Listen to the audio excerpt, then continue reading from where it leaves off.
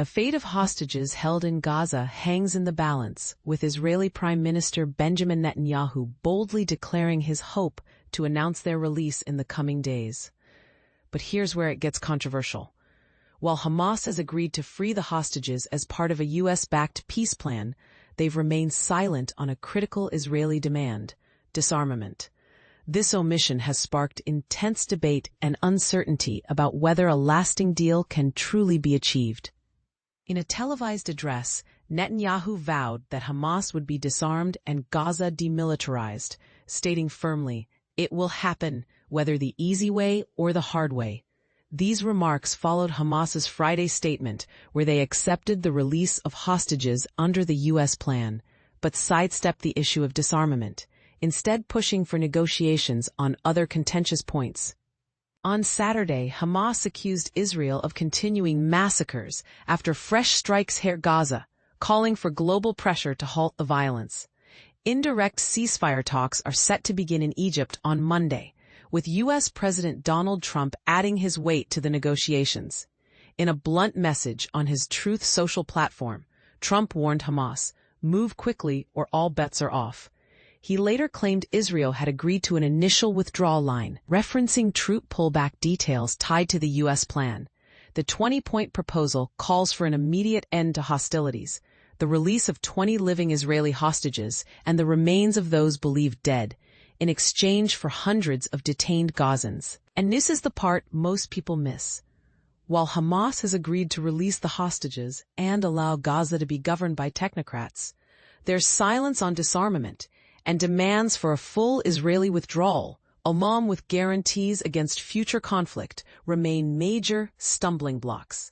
The Israel Defense Forces, IDF, have signaled readiness to implement the plan's first phase, prioritizing troop safety, but the path forward is far from clear. Trump's personal involvement has injected new energy into the negotiations, with the former president eager to cement his legacy as a peacemaker.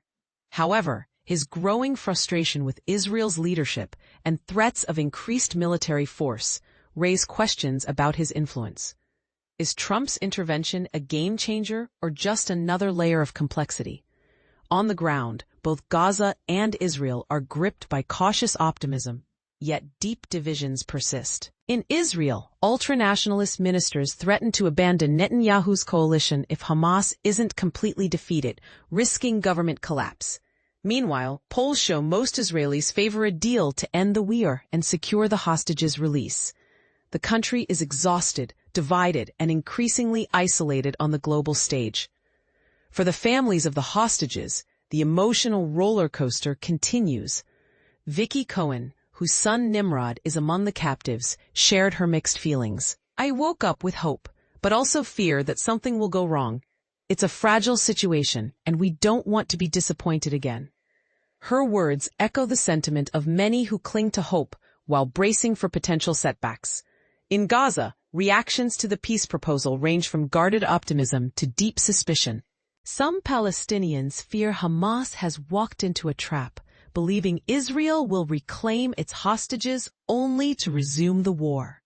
Others see a historic chance to end 2 years of conflict. Don't get carried away by optimism. Gaza resident Ibrahim Fares warned, "The devil is always in the detail." Despite Trump's call for Israel to immediately stop the bombing, airstrikes on Gaza have continued, with 3 strikes early Saturday, leaving 1 dead and several wounded. According to Al-Shifa Hospital, the Hamas-run health ministry reported 66 deaths in the past 24 hours, bringing the total since the war began to 67,074. With international journalists barred from entering Gaza independently, verifying these claims remains challenging.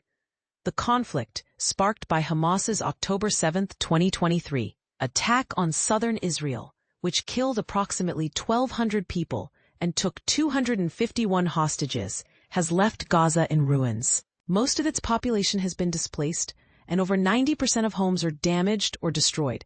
As negotiations teeter on the edge, the world watches, hoping for a breakthrough, but bracing for the possibility of further turmoil.